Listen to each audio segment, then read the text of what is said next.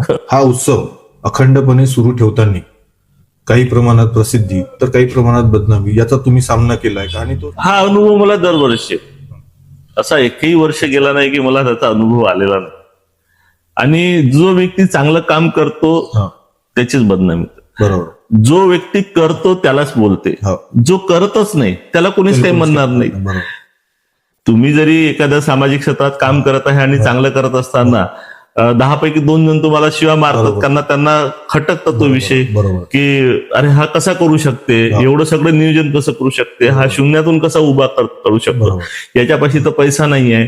काही जण वेगवेगळ्या पद्धतीचे आरोप करतात कारण त्याच्यासोबत इलाज नाही राहत. कुठेतरी एखाद्या माणसाला बदनाम करून कुठेतरी त्याला थांबवणे. पण माझ्या मागे दैवशक्ती असल्यामुळे मला अदृश्य देवाची मिळालेली एक शक्ती आहे आणि तो माझ्या पाठीशी आहे.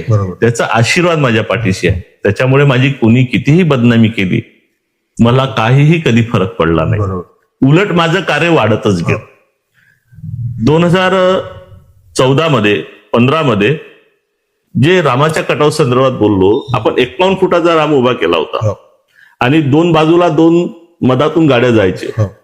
तर नगरपालिकेने ऑब्जेक्शन घेतलं, पोलीस प्रशासनाने ऑब्जेक्शन घेतलं की बाया रामाचा कटाव तुम्ही काढून टाका. पण शेवट वणीतील अनेक लोकांनी की रामाचा कटाव निघणार नाही, ते जिथं आहे तिथंच राहील म्हणून सगळे लोक उभे झाले.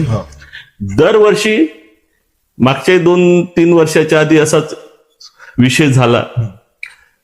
बदनामी करणारा बदनामी करतो, आपण चालत राहायचं, आपण आपली रेष वाढवत राहायची.